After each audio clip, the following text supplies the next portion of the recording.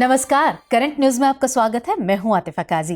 इस सेगमेंट में हम उन खास और जरूरी खबरों की चर्चा करते हैं जो आपकी परीक्षा के लिहाज से बेहद अहम साबित हो सकती हैं। ये बीते हफ्ते की वो बड़ी खबरें होती हैं जिनके इर्द गिर्द आपकी परीक्षा के सवाल बनाए जा सकते हैं। तो आइए सबसे पहले हेडलाइंस पर डालते हैं नजर। बिहार में 75% होगा आरक्षण। विधानसभा में पास हुआ विधेयक, जाति सर्वेक्षण के आधार पर लिया फैसला। शुक्र पर मिले ऑक्सीजन के संकेत, सूर्य की यूवी रेस से हुआ ऑक्सीजन का निर्माण। नासा और जर्मन एरोस्पेस सेंटर ने किया खुलासा। अंतरिक्ष में हुई 7 नए ग्रहों की खोज, आकार में पृथ्वी से बड़े हैं ये ग्रह, नासा द्वारा की गई खोज। गेको की नई प्रजाति की हुई खोज, सेनेमास्पिस रशीदी रखा गया नाम। पश्चिमी घाट में पाई गई ये प्रजाति। और भारत में मिली क्रस्टेशियन की नई प्रजाति, केरल विश्वविद्यालय ने की खोज, यूरेनोस्को पिकोलाडे रखा गया नाम। चलिए खबरों पर विस्तार से डालते हैं नजर। हाल ही में बिहार विधानसभा ने राज्य के SC, ST, EBC और OBC के लिए आरक्षण की वर्तमान सीमा को बढ़ाकर 65% करने के लिए एक विधेयक पारित किया है। इसमें EWS के लिए आरक्षित 10% कोटा शामिल कर लेने पर आरक्षण की सीमा 75% हो जाएगी। गौरतलब है कि राज्य सरकार द्वारा यह निर्णय हाल ही में सरकार द्वारा करवाए गए जाति सर्वेक्षण की पृष्ठभूमि में लिया गया। विधेयक में मौजूदा 10% EWS कोटा के अलावा OBC को 18%, EBC को 25%, अनुसूचित जाति को 20% और अनुसूचित जनजाति के लिए 2% कोटा का प्रावधान किया गया है। हालांकि कानूनी मामले के जानकार राज्य सरकार के इस निर्णय पर सवाल खड़े कर रहे हैं। दरअसल उनकी आपत्ति साल 1992 के इंदिरा साहनी एवं अन्य बनाम भारत संघवाद को लेकर है। इसमें सुप्रीम कोर्ट के 9 न्यायाधीशों की पीठ ने आरक्षण की सीमा रेखा 50% निर्धारित की थी। हालांकि सर्वोच्च न्यायालय के इस निर्णय के बावजूद कई राज्यों जैसे महाराष्ट्र, तेलंगाना, राजस्थान एवं मध्य प्रदेश ने 50% आरक्षण की सीमा का उल्लंघन करते हुए कानून पारित किए हैं। स्वयं केंद्र सरकार ने भी EWS को आरक्षण देने के लिए संविधान में 103वां संशोधन किया था। केंद्र सरकार के संशोधन से इंदिरा साहनीवाद में दिए गए 50% की सीमा रेखा का उल्लंघन हुआ था। हालांकि केंद्र सरकार के इस फैसले को सुप्रीम कोर्ट भी वैध ठहरा चुका है। हाल ही में सूचना और प्रसारण मंत्रालय ने डिजिटल विज्ञापन नीति 2023 को मंजूरी दी है, जो CBC यानी केंद्रीय संचार ब्यूरो को डिजिटल मीडिया जगत में अभियान चलाने की शक्ति प्रदान करती है। इस नीति का उद्देश्य डिजिटल प्लेटफॉर्म के माध्यम से विभिन्न सरकारी योजनाओं, कार्यक्रमों और नीतियों की जानकारी प्रसारित करना है। नीति में पारदर्शिता और दक्षता सुनिश्चित करने के लिए प्रतिस्पर्धी बोली का प्रावधान किया गया है। इस प्रक्रिया के माध्यम से खोजी गई दरें 3 साल तक वैध रहेंगी। ये दरें सभी पात्र एजेंसियों पर लागू होंगी। नीति के तहत CBC द्वारा OTT और वीडियो ऑन डिमांड जैसे प्लेटफॉर्म के लिए पैनल का गठन किया जाएगा। CBC इन प्लेटफॉर्म्स पर विज्ञापन दे सकता है। इसके साथ ही CBC द्वारा पहली बार मोबाइल एप्लीकेशंस के माध्यम से अपने सार्वजनिक सेवा अभियान संदेशों को चैनलाइज किया जाएगा। ये नीति CBC को OTT और वीडियो ऑन डिमांड स्पेस में एजेंसियों और संगठनों को सूचीबद्ध करने में सक्षम बनाएगी। आपको बता दें कि CBC भारत सरकार का विज्ञापन विंग है, जो सूचना और प्रसारण मंत्रालय के अधीन काम करता है। इस संस्थान का मिशन विभिन्न योजनाओं, कार्यक्रमों और नीतियों के बारे में जागरूकता फैलाना है। CBC नई प्रौद्योगिकियों को अपनाकर बदलते मीडिया परिदृश्य के साथ व्यापक दर्शकों तक अपनी पहुंच बना रहा है। हाल ही में शुक्र ग्रह के वायुमंडल में ऑक्सीजन की मौजूदगी दर्ज की गई है। ये खोज नासा और जर्मन एरोस्पेस सेंटर द्वारा संयुक्त रूप से की गई है। इस संयुक्त परियोजना के तहत इंफ्रारेड टेलीस्कोप का उपयोग किया गया, जिसके माध्यम से शुक्र के वायुमंडल की 2 परतों के बीच एक पतली परत में परमाणु ऑक्सीजन की खोज की गई है। विशेषज्ञों के अनुसार शुक्र ग्रह की सतह से लगभग 40 मील यानी 65 किलोमीटर की ऊंचाई तक सल्फ्यूरिक एसिड युक्त बादलों की एक परत होती है, जिसमें ग्रह के घूमने की विपरीत दिशा में तूफान बल वाली हवाएं चलती हैं। ग्रह के सतह से करीब 100 किलोमीटर की ऊंचाई पर ऑक्सीजन केंद्रित पाई गई है। इसके साथ ही यहां दिन के समय ऑक्सीजन का तापमान 0 से लेकर -120 डिग्री सेल्सियस तक दर्ज किया गया है। वहीं रात के समय शुक्र ग्रह पर ऑक्सीजन का तापमान 0 से लेकर -160 डिग्री सेल्सियस तक पाया गया है। शोधकर्ताओं के मुताबिक ग्रह के दिन के समय सूर्य से पराबैंगनी विकिरण द्वारा ऑक्सीजन का उत्पादन होता है, जो वायुमंडलीय कार्बन डाइऑक्साइड और कार्बन मोनोऑक्साइड को ऑक्सीजन परमाणुओं और अन्य रसायनों में तोड़ देता है। हालांकि शुक्र ग्रह पर प्राप्त परमाणु ऑक्सीजन पृथ्वी पर मौजूद आणविक ऑक्सीजन से भिन्न है। परमाणु ऑक्सीजन में केवल एक ऑक्सीजन परमाणु होता है, जिसका इस्तेमाल श्वसन प्रक्रिया में नहीं किया जा सकता है। वहीं आणविक ऑक्सीजन में 2 ऑक्सीजन परमाणु होते हैं और ये सांस लेने योग्य होती है। हाल ही में अमेरिकी अंतरिक्ष एजेंसी नासा ने एक नई खोज साझा की है। शोध में हमारी आकाश गंगा में एक तारे की परिक्रमा करने वाले 7 ग्रहों की पहचान की गई है। वैज्ञानिकों के अनुसार हमारे सौर मंडल से परे किसी भी तारे के आसपास अब तक खोजा गया ये दूसरा सबसे अधिक ग्रहों का समूह है। खोजे गए सभी 7 ग्रह पृथ्वी से बड़े हैं। तारे के इर्द गिर्द घूमने वाले ग्रहों की कक्षा का नाम केपलर 385 रखा गया है। इन सभी की कक्षाएं अपने तारे से बुध की सूर्य से औसत दूरी के समान हैं। वहीं केपलर 385 के तारे की बात करें तो ये हमारे सूर्य से व्यास और द्रव्यमान में लगभग 10% बड़ा है।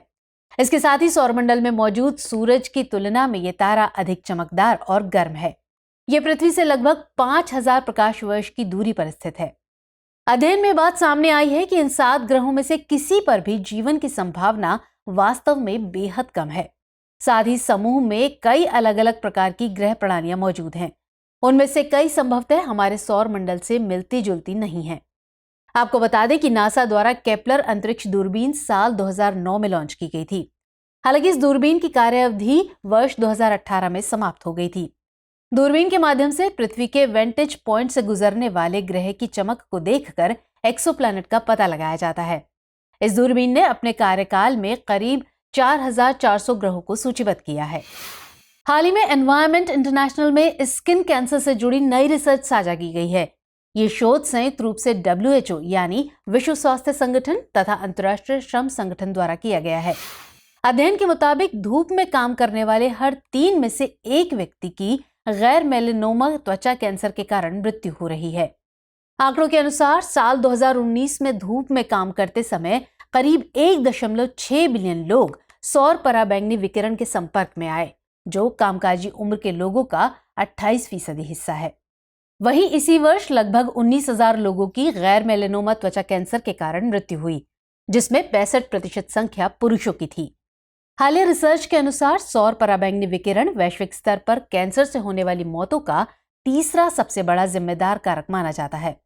सौर पराबैंगनी विकिरण से बचाव हेतु WHO, ILO, विश्व मौसम विज्ञान संगठन तथा संयुक्त राष्ट्र पर्यावरण कार्यक्रम ने सनस्मार्ट ग्लोबल UV ऐप लॉन्च किया है, जिसका इस्तेमाल कर्मचारी सौर पराबैंगनी विकिरण के संपर्क में आने का अनुमान लगाने के लिए कर सकते हैं। आपको बता दें कि गैर मेलेनोमा त्वचा कैंसर शरीर के उन हिस्सों पर विकसित होता है जो नियमित रूप से सूर्य के संपर्क में आते हैं।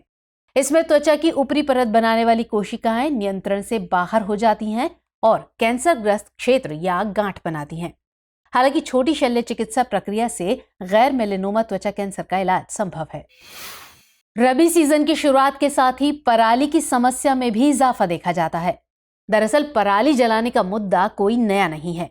इस समस्या के खिलाफ सुप्रीम कोर्ट तक आवाज उठाई गई है। इन सब के बीच पंजाब प्रांत में एक ऐसी मशीन की मांग बढ़ गई है जो पूर्व स्थान यानी साइट से बाहर पराली प्रबंधन की सुविधा प्रदान करती है। हम बात कर रहे हैं बेलर मशीन की, जो पराली प्रबंधन के लिए चर्चा में है।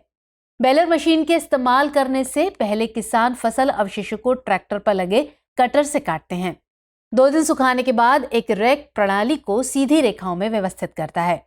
इसके बाद ट्रैक्टर पर लगी बेलर मशीन जाल का उपयोग करके पराली को कॉम्पैक्ट गांठों में संपीड़ित करती है और आखिर में इन गांठों को कारखानों या डंपिंग स्थल पर ले जाया जाता है।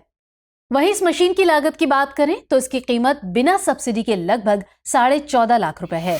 प्रत्येक बेलर एक दिन में 15 से लेकर 20 एकड़ तक की जमीन को कवर कर सकता है। जिन खेतों में बेलर का उपयोग किया जाता है वहां किसान तुरंत खेत की जुताई कर अगली फसल बो सकते हैं।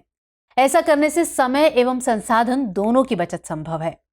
गौरतलब है कि पराली जलाने के कारण कई समस्याएं उत्पन्न हो जाती हैं, जिससे निकलने वाला धुआं हर साल इस समय सबसे बड़े वायु प्रदूषकों में से एक बन जाता है।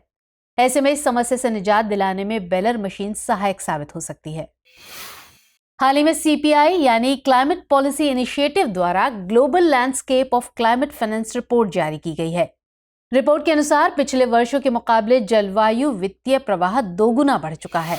हालांकि इसका वितरण विभिन्न भौगोलिक क्षेत्रों और स्रोतों में असमान रूप से देखा गया है। रिपोर्ट के अनुसार साल 2021 और 2022 के दौरान जलवायु वित्त का औसत सालाना प्रवाह 1.3 ट्रिलियन डॉलर था, जो 2019 और 2020 की तुलना में दोगुना है। हालांकि समग्र औसत जलवायु वित्त प्रवाह में 1 ट्रिलियन सीमा तक की वृद्धि वैश्विक सकल घरेलू उत्पाद का केवल 1% दर्शाती है, जो देशों में तेजी से जलवायु महत्वाकांक्षा को बढ़ाने की आवश्यकता को दर्शाती है। रिपोर्ट के मुताबिक वर्ष 2030 तक औसत अनुमानित वार्षिक जरूरतें करीब 10 ट्रिलियन डॉलर हो जाएंगी। आपको बता दें कि सीपीआई करीब 1 दशक से सभी देशों और संस्थाओं के बीच वैश्विक जलवायु वित्त प्रवाह पर नजर रख रहा है, जिसके आधार पर यह बताया गया कि वैश्विक जलवायु वित्त में वृद्धि मुख्यतः कुछ भौगोलिक क्षेत्रों में स्वच्छ ऊर्जा निवेश में वृद्धि के कारण हुई है। आंकड़ों के अनुसार चीन, अमेरिका, यूरोप, ब्राजील, जापान और भारत को 90% बढ़ी हुई धनराशि प्राप्त हुई। हालांकि उच्च उत्सर्जन और जलवायु संवेदनशील देशों में जलवायु वित्त ने उनकी जरूरतों को पूरा करने में अल्प प्रगति दिखाई है। बताते चलें कि सीपीआई वित्त और नीति में गहरी विशेषज्ञता वाला एक संगठन है। ये संस्थान जलवायु परिवर्तन को संबोधित करते हुए सरकारों, व्यवसायों और वित्तीय संस्थानों को आर्थिक विकास में मदद करता है। इसका मकसद एक टिकाऊ, लचीली और समावेशी वैश्विक अर्थव्यवस्था का निर्माण करना है। हाल ही में पश्चिमी घाट में गेको की एक नई प्रजाति की खोज की गई है। ये प्रजाति तमिलनाडु के विरुधुनगर जिले में पाई गई है। राजपलायम के पास कोट्टामलाई एस्टेट में 1245 मीटर की ऊंचाई पर इसकी खोज हुई है। इस प्रजाति का नाम सेनेमास्पिस रशीदी है। आपको बता दें कि wild life protection and research society Maharashtra के वरिष्ठ वैज्ञानिक अमित सैयद ने इस प्रजाति का नामकरण किया है। सेनेमास्पिस रशीदी आकार में काफी छोटी होती है। इसके छोटे आकार के कारण रशीदी को बौनी छिपकली के रूप में जाना जाता है। इसकी पीठ पर पीले, सफेद और काले रंगों के साथ एक आकर्षक पैटर्न होता है। यह प्रजाति गेको की 94वीं प्रजाति है। इससे पहले गेको की 93 प्रजातियों का दस्तावेजीकरण किया जा चुका है। ये खोज पश्चिमी घाट की समृद्ध जैव विविधता का प्रमाण है। साथ ही ये प्रजाति तमिलनाडु में इसके संरक्षण के महत्व पर जोर देती है। हाल ही में केरल विश्वविद्यालय ने नेशनल यूनिवर्सिटी ऑफ सिंगापुर के सहयोग से भारतीय समुद्र तट पर एक नए क्रस्टेशन की खोज की है। इस नए क्रस्टेशन परिवार का नाम यूरेनोस्कोपिकोलाडे रखा गया है। ये एक परजीवी है जो कोपोडोल्फस स्टारगेजर या यूरेनोस्कोपस गुट्टाटस मछली पर भोजन के लिए निर्भर रहता है। गौरतलब है कि कोपोडोल्फस स्टारगेजर मछली दक्षिण पश्चिम भारतीय तट से 300 से 550 मीटर की गहराई में पाई जाती है। इस प्रजाति की मादाएं नर से लगभग 5 से 6 मिलीमीटर लंबी और बड़ी होती हैं। खोजी गई पहली प्रजाति को ग्लाइप्टोथोआ सागर नाम दिया गया है। दूसरी प्रजाति का नाम एल्थुसा एक्वाबियो है। वहीं तीसरी नई प्रजाति 11 से 12 मिलीमीटर मांस भेदक परजीवी कोपोड है, जिसे कार्डियोडेक्ट्स वैम्पायर नाम दिया गया है। आपको बता दें कि क्रस्टेशियंस फाइलम आर्थ्रोपोडा के सदस्य होते हैं। ये स्वतंत्र रूप से रहने वाले समुद्री जानवर हैं, लेकिन अपवाद स्वरूप कुछ स्थलीय भी होते हैं। प्रधानमंत्री नरेंद्र मोदी द्वारा आदिवासियों को सशक्त बनाने की दिशा में पीवीटीजी विकास मिशन की शुरुआत की गई है। इस मिशन के तहत पीवीटीजी परिवारों की मूलभूत आवश्यकताओं तक पहुंच को सुगम बनाया जाएगा, जिसमें शिक्षा, स्वास्थ्य, सुरक्षित आवास, दूरसंचार कनेक्टिविटी, बिजली तथा पोषण जैसी बुनियादी सुविधाएं शामिल हैं। मिशन को 9 मंत्रालयों के माध्यम से कार्यान्वित किया जाएगा।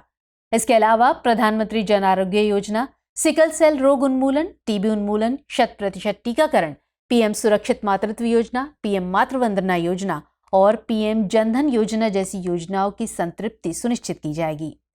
वहीं इसके साथ ही पीएम मोदी की अध्यक्षता में केंद्रीय मंत्रिमंडल ने 15 नवंबर को जनजातीय गौरव दिवस के रूप में मनाने की मंजूरी दी थी। जनजातीय गौरव दिवस के लिए 15 नवंबर को इसलिए चुना गया क्योंकि इस दिन श्री बिरसा मुंडा की जयंती होती है, जिन्हें देश भर के आदिवासी समुदायों द्वारा भगवान के रूप में पूजा जाता है। आपको बता दें कि पीवीटीजी से तात्पर्य विशेष रूप से कमजोर जनजातीय समूह से है। दरअसल साल 1973 में ढेबर आयोग द्वारा आदिम जनजातीय समूह को एक अलग श्रेणी बनाया गया।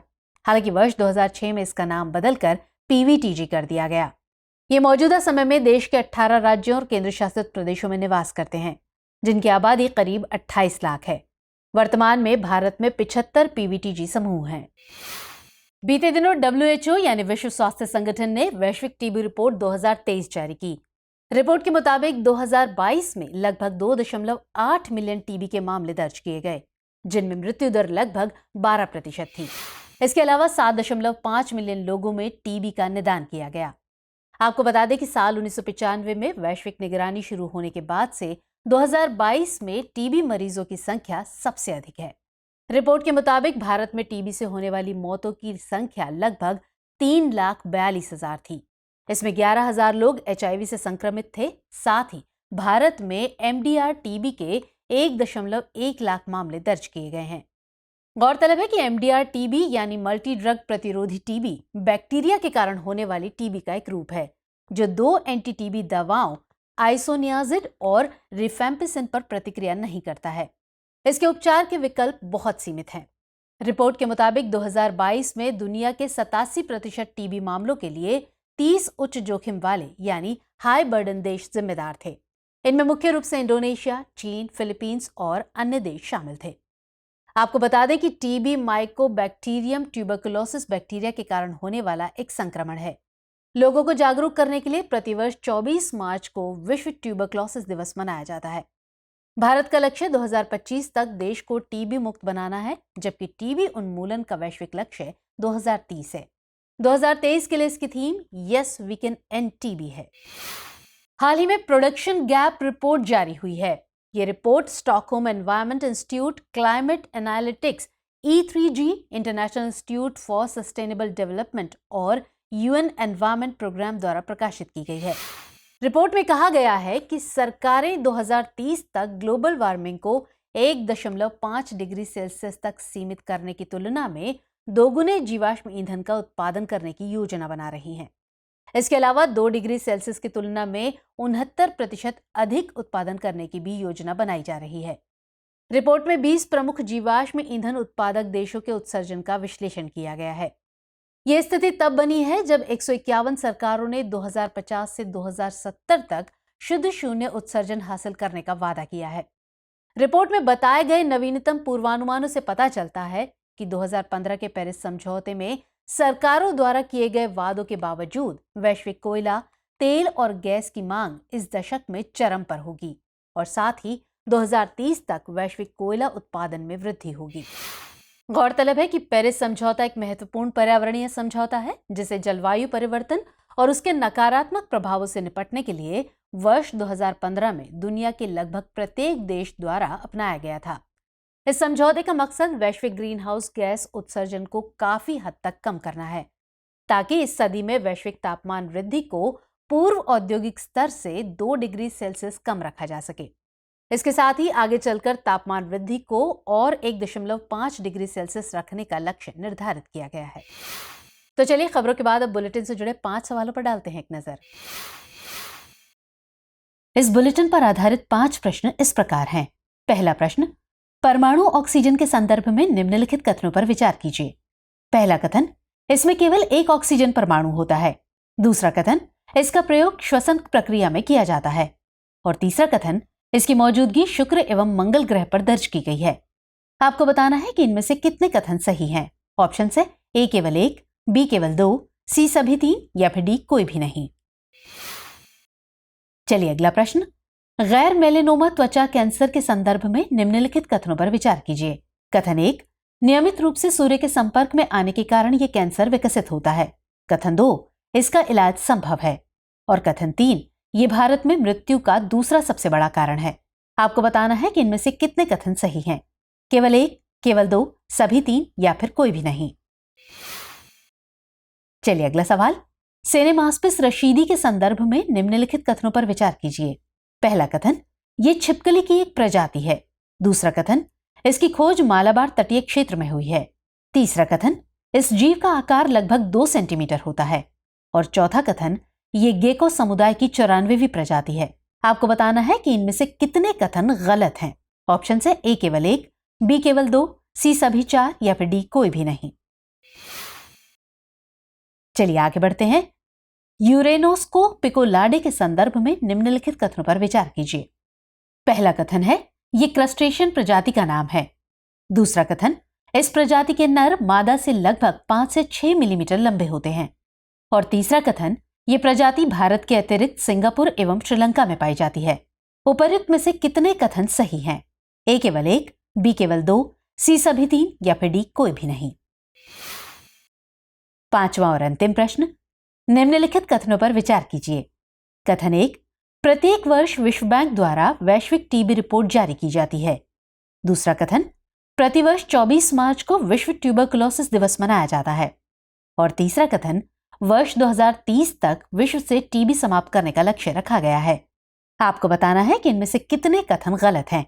ऑप्शन है ए केवल 1, बी केवल 2, सी सभी 3 या फिर डी कोई भी नहीं। तो सवालों के जवाब कमेंट सेक्शन में जरूर दीजिएगा। तो फिलहाल इस बुलेटिन में इतना ही। खबरों को विस्तार से पढ़ने के लिए विजिट करें www.drishtieyes.com पर। साथ ही दृष्टि आईएएस के हिंदी, अंग्रेजी यूट्यूब चैनल और दृष्टि पीसीएस यूट्यूब चैनल को लाइक, शेयर और सब्सक्राइब करना ना भूलें। लेकिन चलते चलते डालते हैं कुछ छोटी मगर जरूरी खबरों पर नजर। केंद्रीय आवासन एवं शहरी कार्य मंत्रालय द्वारा हाल ही में आईना dashboard for cities portal launch किया गया है। इस पोर्टल के माध्यम से देश भर के शहरी स्थानीय निकाय नियमित आधार पर स्वेच्छा से 5 व्यापक स्तंभों में अपने डेटा को पोर्टल पर भरने में सक्षम हो सकेंगे। ये स्तंभ है राजनीतिक और प्रशासनिक संरचना, वित्त, योजना, नागरिक केंद्रित शासन और बुनियादी सेवाओं के वितरण से जुड़े संकेतक। इसका प्राथमिक उद्देश्य शहरों को ये देखने में मदद करना है कि वे अन्य शहरों की तुलना में कैसा प्रदर्शन कर रहे हैं। तो वहीं संभावनाओं और सुधार के क्षेत्रों की ओर इशारा करके उन्हें प्रेरित करना और सीखने और अग्रणी शहरों के साथ जुड़ने का अवसर प्रदान करना भी इसका मुख्य उद्देश्य है। बल्कि इसका काम विभिन्न शहरों के बीच सहकर्मी शिक्षण को बढ़ावा देना है। अमेरिका के रोग नियंत्रण और रोकथाम केंद्र या सीडीसी ने हाल ही में कोविड-19 के ओमिक्रॉन वेरिएंट BA.2.86 या JN.1 का पता लगाया है। वेरिएंट JN.1 पहली बार सितंबर 2023 में अमेरिका में पाया गया था, जबकि अब तक यूनाइटेड किंगडम, आइसलैंड, पुर्तगाल, स्पेन और नीदरलैंड्स जैसे 11 देशों में इससे जुड़े मामले सामने आ चुके हैं। हालांकि वेरिएंट अभी तक चिंता का कारण नहीं है। आपको बता दें कि विश्व स्वास्थ्य संगठन की निगरानी में अभी BA.2.86, DV.7, XBB, XBB.1.9.1, XBB.1.9.2 और XBB.2.3 वेरिएंट है। QS Asia world university ranking 2024 हाल ही में जारी की गई है। इस रैंकिंग में चीन की पेकिंग यूनिवर्सिटी ने प्रथम रैंक और हांगकांग यूनिवर्सिटी ने दूसरा स्थान हासिल किया है, जबकि सिंगापुर की नेशनल यूनिवर्सिटी तीसरे स्थान पर रही। रैंकिंग में केवल 2 भारतीय संस्थान IIT बॉम्बे और IIT दिल्ली ने शीर्ष 50 में स्थान हासिल किया है, जहां IIT बॉम्बे ने भारत में शीर्ष स्थान जबकि समग्र एशिया में 40वां स्थान हासिल किया है।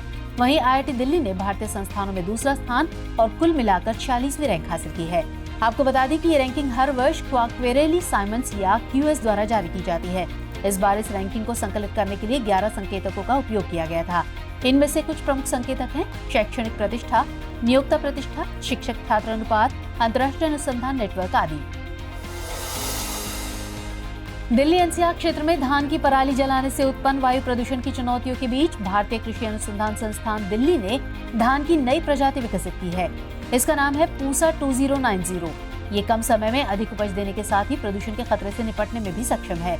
ये नई किस्म वर्तमान में प्रयुक्त पूसा 44 का उन्नत संस्करण है, जो मात्र 120 से 125 दिनों में पक जाएगी, जबकि पूसा 44 किस्म को पकने में 155 से 160 दिन लगते हैं। ऐसे में ये नई किस्म किसानों को अगली फसल के लिए अपने खेत तैयार करने के लिए लगभग 30 दिन का समय देगी। इससे पराली जलाने के खतरे को रोकने में मदद मिलेगी। बीते दिनों विश्व पशु स्वास्थ्य संगठन या WOAH के एशिया प्रशांत क्षेत्रीय आयोग का 33वां सम्मेलन नई दिल्ली में आयोजित किया गया। इस सम्मेलन में भारत सहित 36 सदस्य देशों के प्रतिनिधि, क्षेत्रीय और अंतर्राष्ट्रीय संगठनों के वरिष्ठ अधिकारी और निजी पशु चिकित्सा संगठनों के प्रतिनिधियों ने भाग लिया। सम्मेलन में कोविड-19 महामारी से उत्पन्न चुनौतियों, मानव पशु पर्यावरण इंटरफेस पर जोखिमों का आकलन करने में वैज्ञानिक विशेषज्ञता की महत्वपूर्ण भूमिका पर जोर दिया गया। सम्मेलन का उद्देश्य भविष्य की चुनौतियों के लिए पशु चिकित्सा सेवाओं में लचीलापन और क्षमता बढ़ाने की आवश्यकता को रेखांकित करना था। हाल ही में केनेथ बोल्डिंग पुरस्कार की घोषणा की गई है। इस बार का पुरस्कार बीना अग्रवाल और डेविड बार्किन ने संयुक्त रूप से जीता है। ये पुरस्कार पारिस्थितिकी अर्थशास्त्र के क्षेत्र में उनके उल्लेखनीय काम के लिए दिया गया है। आपको बता दें कि ये पुरस्कार उन व्यक्तियों को समर्पित है जो केनेथ ई बोल्डिंग के असाधारण गुणों को अपनाते हुए पारिस्थितिक अर्थशास्त्र में महत्वपूर्ण योगदान देते हैं। ये पुरस्कार पारिस्थितिक अर्थशास्त्र के लिए अंतर्राष्ट्रीय सोसाइटी द्वारा पारिस्थितिक अर्थशास्त्री केनेथ ई बोल्डिंग के सम्मान में दिया जाता है। मोटे अनाज के बारे में जागरूकता फैलाने वाले एक गीत एबंडेंस इन मिलेट्स को ग्रैमी अवार्ड्स 2024 के लिए नामांकित किया गया है। इसको सर्वश्रेष्ठ वैश्विक संगीत प्रदर्शन श्रेणी में सम्मिलित किया गया है। इस गीत को संगीतकार फाल्गुनी शाह और गौरव शाह द्वारा बनाया गया है, जबकि भारतीय प्रधानमंत्री नरेंद्र मोदी इसके सह लेखक हैं। इसमें मोटे अनाज पर प्रधानमंत्री द्वारा दिए गए भाषण का अंश भी शामिल है। आपको बता दें कि भारत सरकार की सिफारिश पर संयुक्त राष्ट्र द्वारा 2023 को अंतर्राष्ट्रीय बाजरा वर्ष घोषित किया गया था। वहीं अमेरिका की रिकॉर्डिंग अकादमी द्वारा संगीत के क्षेत्र में ग्रैमी अवार्ड प्रदान किया जाता है। हाल ही में कानूनी सेवा दिवस के अवसर पर भारत के मुख्य न्यायाधीश ने कानूनी जागरूकता कार्यक्रम विधान से समाधान लॉन्च किया। पहले चरण में इसकी शुरुआत 11 राज्यों में की जाएगी, जो 1 दिसंबर से 31 मार्च 2024 तक चलेगा। वहीं कार्यक्रम का दूसरा चरण 1 अप्रैल 2024 से 31 मार्च 2025 तक चलेगा। कार्यक्रम के दौरान राष्ट्रीय कानूनी सेवा प्राधिकरण या नालसा के हेल्पलाइन नंबर 15100 और NCW के मोबाइल एप्लीकेशन हर लीगल गाइड का उन्नत संस्करण भी लॉन्च किया गया। आपको बता दें कि हर लीगल गाइड एक ही मंच पर महिलाओं से संबंधित कानूनों के बारे में सभी जानकारी प्रदान करने के लिए शुरू किया गया है। भारत बांग्लादेश के रिश्तों को नया आयाम देते हुए हाल ही में बांग्लादेश में 3 परियोजनाओं का उद्घाटन किया गया है। ये 3 परियोजनाएं हैं Akhaura Agartala cross border rail link, Khulna Mongla port rail line और Maitri super thermal power plant unit 2। ये तीनों परियोजनाएं भारत की सहायता से बनाई गई हैं। अगरतला अखौरा रेल लिंक द्वारा जहां भारत के उत्तर पूर्व राज्यों से बांग्लादेश के बीच कनेक्टिविटी स्थापित की गई है, वहीं Khulna Mongla port rail line परियोजना द्वारा बांग्लादेश का दूसरा सबसे बड़ा बंदरगाह Mongla broad gauge railway network से जुड़ गया है। इसके साथ ही मैत्री सुपर थर्मल पावर प्लांट के संचालन से बांग्लादेश में ऊर्जा सुरक्षा बढ़ेगी। इन परियोजनाओं का उद्देश्य भारत और बांग्लादेश के बीच संबंध को मजबूत करना और पारस्परिक समृद्धि और विकास के लिए सहयोगात्मक प्रयासों को प्रदर्शित करना है। भारतीय कॉर्पोरेट कार्य संस्थान या IICA, लीन कैंपस स्टार्टअप्स और भारतीय महिला उद्यमी अंतर्राष्ट्रीय चैम्बर्स या WEICA इंडिया ने हाल ही में एक समझौते पर हस्ताक्षर किया है। इस समझौते का उद्देश्य महिला उद्यमियों को सशक्त बनाना, विविध कार्यबल की प्रभावी स्थापना और प्रबंधन में उनके ज्ञान, कौशल और दक्षताओं को बढ़ाना है। आपको बता दें कि IICA भारत सरकार के कॉर्पोरेट कार्य मंत्रालय द्वारा एक स्वायत्त निकाय के रूप में स्थापित एक संस्थान है। ये कॉर्पोरेट क्षेत्र के विकास में मदद करने के लिए एक थिंक टैंक और उत्कृष्टता केंद्र के रूप में कार्य करता है। वहीं लीन कैंपस स्टार्टअप मिशन कैटलिस्ट का एक ब्रांड है जो शिक्षा, कौशल विकास और उद्यमिता में क्रांतिकारी पहल के माध्यम से भारत के भविष्य को आकार देने के लिए समर्पित एक अग्रणी ट्रस्ट है।